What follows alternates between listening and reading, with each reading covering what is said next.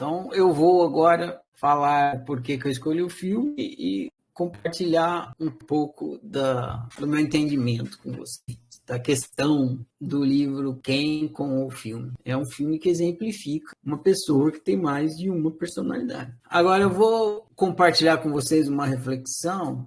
A Ana disse assim, o cara saiu do controle completamente. E aí, a gente pode se perguntar, ele saiu do controle ou ele assumiu o controle? Quando ele estava lá no escritório, vivendo aquela vida lá cotidiana, maçante, que ele já não queria mais, que ele ficava lá, a única diversão dele era ver revista de móveis para comprar os móveis e tal. Ali ele estava no controle. Ali ele estava sendo controlado. Quando ele explode o apartamento dele, ele saiu do controle ou finalmente ele assumiu o controle da vida? Interessante, né? Fica essa pergunta aí, para a gente refletir sobre o filme. O Tyler era ele descontrolado ou era ele finalmente assumindo o controle do desejo dele, do que ele queria? Ele queria aquilo. Se ele não quisesse, não ia fazer. Então, eu vou contar aqui uma história para vocês para ampliar mais essa reflexão. Existe uma prática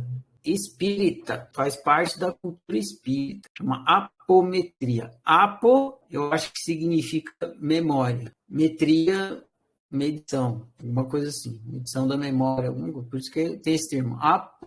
Eu não sei também, eu estou fazendo essa contextualização para quem nunca teve experiência de ver nada a respeito, né? Vocês vão entendendo através da minha descrição. Quem já conhece, fica mais fácil. Existe no trabalho espírita um processo, que é como se fosse um processo terapêutico, onde, usando médiums, né? Então, usando toda terminologia, conceito do trabalho espírita, e não vou entrar no mérito de o que está acontecendo ali exatamente, mas só para vocês entenderem o contexto que eu vou falar, porque no final das contas o que eu vou trazer aqui, independente de todo esse contexto e cenário, é interessante a reflexão. Tem essa coisa aí que a Ana falou, saiu do controle, está no controle. Então, é tradicional no trabalho espírita, assim, que tem uma prática terapêutica, e tem na apometria e tem outros, que os espíritas chamam os espíritos rebeldes de obsessores.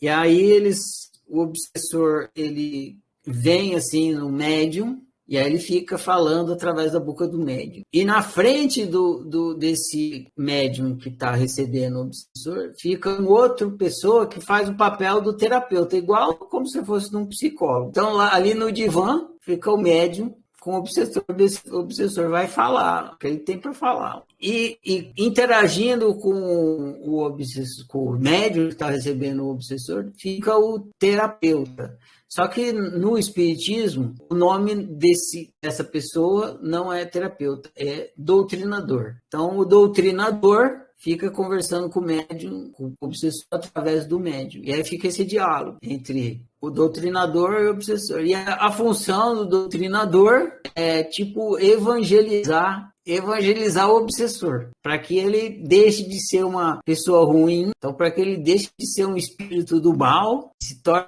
espírito do bem. Isso é muito comum no trabalho espírita. Se alguém já participou de trabalho espírita, deve ter visto isso aí.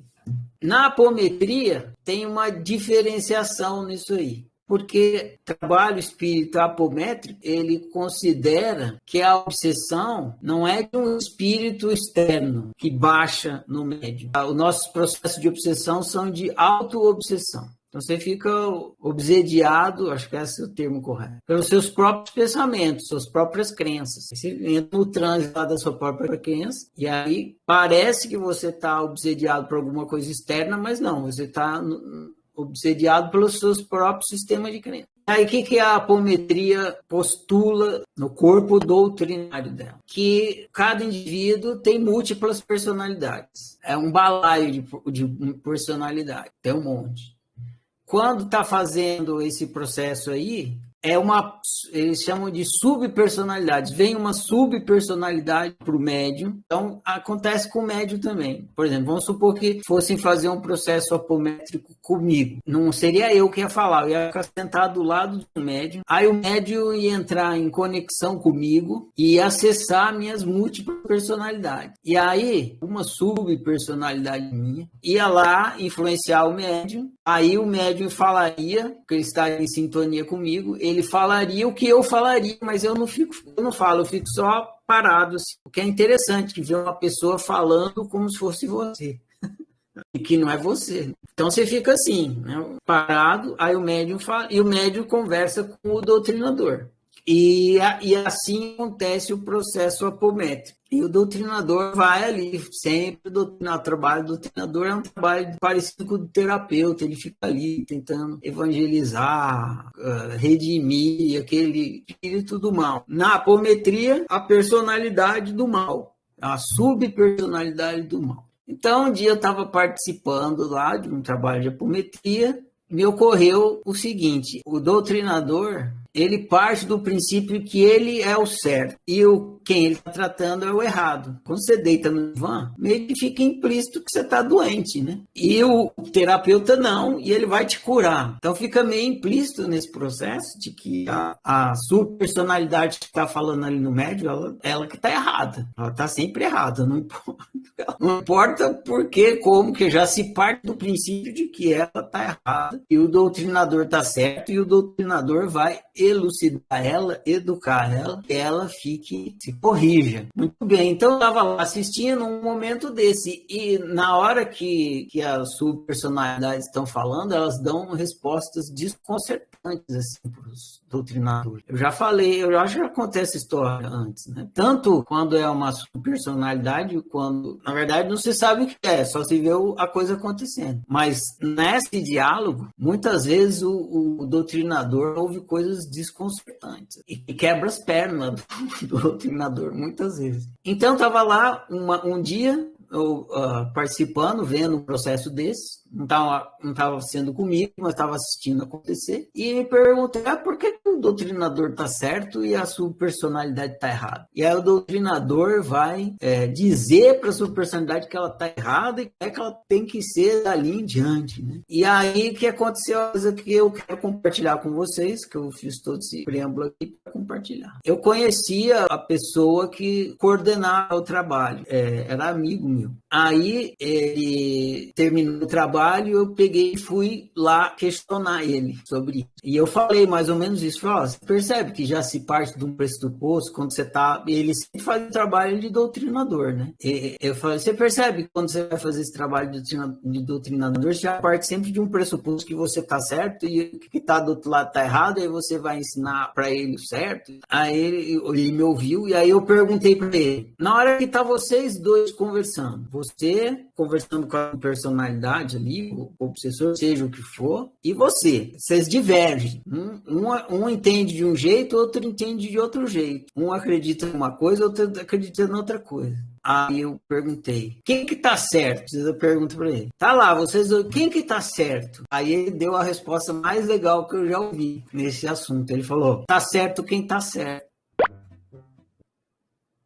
Quando a gente está numa roda de debate, tem 10 pessoas conversando numa roda de debate. Quem que está certo? Está certo quem está certo. Claro que para você está no seu certo, o outro está no outro certo, o outro está no outro certo, o outro no outro certo. Mas se tem uma coisa que funciona para todo mundo, então quem está certo é quem tiver certo. Pegar uma coisa que funciona para todo mundo, por exemplo. Vamos supor que tem 10 pessoas conversando sobre como é que faz para apagar a luz. Aí um fala, você tem que abrir a torneira. Aí você vai lá, abre a torneira, não funciona. Aí fala, para apagar a luz você tem que arrastar o pé no chão. Aí você arrasta o pé no chão e não funciona. Aí para apagar a luz você tem que coçar a orelha. Você coça a orelha e não funciona. Para apagar a luz tem que assobiar.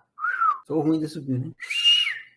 Assobia e não funciona. Aí cada um vai falar Aí fala, para apagar a luz tem que ir lá e mexer no interruptor. Importa quem falou? Não importa quem falou. Tá certo, tá certo. É só você ir lá e ver. Você mexe no interruptor. Aquela pessoa estava certa. Então, nesse filme, Clube da Luta, quem é que estava certo? O Tyler ou o outro? Estava certo quem estava certo. O protagonista foi lá e experimentou seu Tyler. Ele não gostou de tudo que o Tyler fez, mas teve algumas coisas que ele gostou e ele manteve. Estava fazendo uma experiência. E tem várias coisas que o Tyler falou que são bacanas, porque o cara estava lá vendo aquela vida monótona e tal, e o Tyler foi lá e deu um chacoalhão nele. Várias coisas que o Tyler criticou, faz sentido refletir. Então, será que Tyler estava errado? Ele era fora de controle? Ou realmente ali é que ele começou a controlar a vida dele que estava no controle? Por que eu estou falando isso? Então, agora eu vou fechar aqui. A gente tem múltiplas personalidades. Então, a gente tem essa roda de debate que eu falei, como é que faz para pagar a luz, do mesmo jeito que tem externa e interna. A gente tem várias personalidades, vários pontos de vista sobre a mesma coisa. Quem é que está certo? Está certo quem está certo. Qual das minhas múltiplas personalidades está certa? Está certa a que está certa. Está certa a que te faz viver bem. Não importa se ela tem cabelo moicano, usa brinco, não sei o quê. O que importa é se ela te faz viver bem. Então, a gente fica fazendo essas experiências com as personalidades justamente para entender se aquelas coisas funcionam para a gente ou não funcionam. E não faz sentido nenhum a gente já começar logo de cara excluindo. Dizer assim, não, eu sou o eu verdadeiro e você está errado. É a mesma coisa que o princípio que está usando lá na Palmeiras. Eu sou doutrinador e você será doutrinado por mim. Aí já exclui. E se aquele que está vindo, você acha que você vai... É quem está trazendo a informação correta, ou que tem a ver com a sua unicidade. O João hoje contou, não sei quem ouviu, contou o relato dele, que ele foi lá na beira do rio, né? Que loucura é essa, né? É uma coisa que não era comum. Que personalidade foi essa que foi lá na beira do rio? Tava um barulho de água no alto da tarefa dele. E trouxe uma informação para ele, e foi bacana. E o João, no final do testemunho dele, falou assim, eu fiz isso aqui e não serviu para nada.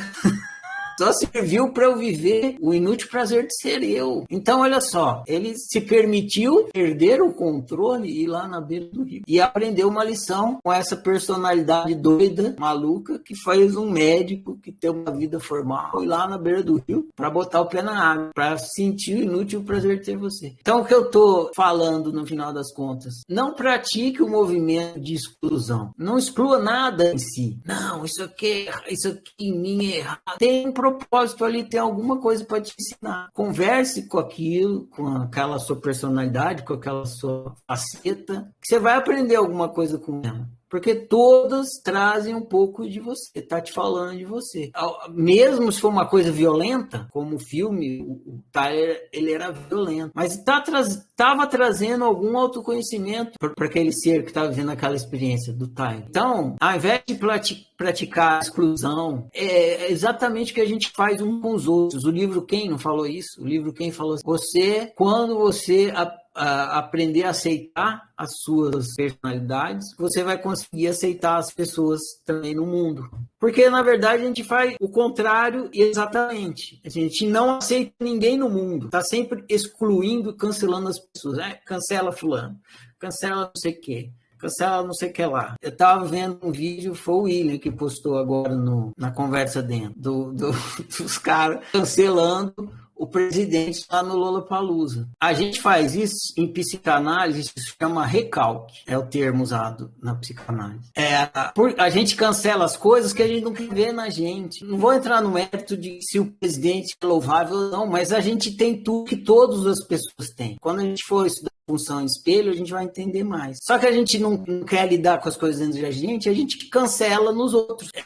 Se você não cancela a si mesmo, você não precisa cancelar os outros. Então, o movimento de não cancelamento começa dentro de você. Você se aceita, você se acolhe. Seja a coisa mais horrível que for dentro de você. Não, isso aqui em mim eu não tolero. Não vou aceitar. Se você não aceitar, você vai fazer o quê? Você vai trancar no porão? E aí você vai estar trancando um pedaço de você no porão. Como é que você vai viver completo, integralmente, ser um ser integral, se você se cancela e tranca um monte de parte no porão e deixa só uma personalidade ali dominante, porque, sei lá por quê, porque talvez seja o que a sociedade aceita, porque é o que os seus pais querem que você seja, não sei o quê, e aí fica todo o resto de você trancado no porão. Então, contei toda essa história e tal, e tô falando isso para a gente despertar para o movimento contrário ao cancelamento. Em vez de praticar a exclusão e o cancelamento de si, das coisas, das suas mentalidades, das suas personalidades, seja qual mentalidade for, porque personalidade e mentalidade é a mesma coisa. Então, seja qual mentalidade você tiver, não cancela ela. Não tranca ela dentro do porão. Não faz o movimento de exclusão. Faz o contrário, faz o movimento de acolhimento. Não fica já que nem lá na Palmeira, já querendo catequizar ela, doutrinar a sua mentalidade. A mentalidade violenta. Não, pega a mentalidade violenta e fala, mentalidade violenta, por que você é violento? Da onde que vem isso? Me conte sobre você. Essa é outra postura. E você, se você despertou existencialmente, você vai fazer isso com tranquilidade. Por quê? Porque você sabe que você é o ser que tem toda aquela multidão ali, né? E que é o seu laboratório. Você está tirando a experiência, a sabedoria das experiências que você fez. Então, nenhuma mentalidade, o personagem vai te ferir ou te matar ou nada disso, porque você é o dono da casa, o ser que experimentou cada uma daquelas roupas. A roupa não mata o cara que veste. Você olha para a roupa e vê e aprende com as suas personalidades. Produz mais sabedoria. E aí, uma personalidade que às vezes você achou que era o fim do mundo, que tinha que ficar lá no último porão, é que tem mais sabedoria para te dar. E ela te passa sabedoria. E você entende, pô, ela estava certa. E aí você entende que a que estava julgando a outra que tinha que ficar trancada no porão, ela que estava errada. Por quê? Porque tá certo e tá certo. A gente assume um eu verdadeiro e esse eu verdadeiro fica julgando todos os outros. Esse que é o importante de você entender que você não é nenhum desses eu. E todos ao mesmo tempo. Senão fica esse eu dominante falando, não, você vai pro porão, você vai pro subsolo, você vai para baixo, lá você vai pro inferno. E fica esse eu dominante aí. Às vezes esse eu dominante é justamente tá te fazendo viver mal. Então, o meu convite para vocês é conversar com os monstros.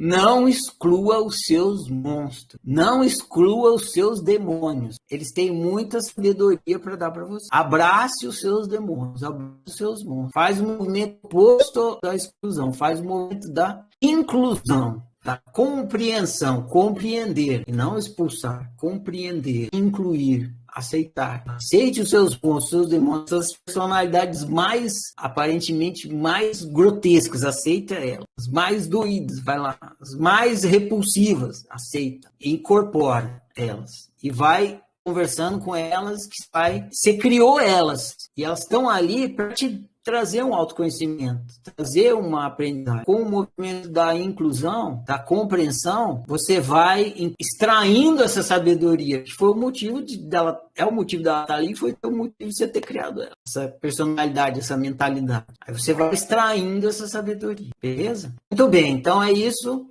Valeu demais essa conversa de hoje. Valeu, gente, bom demais. Boa noite, prossigamos.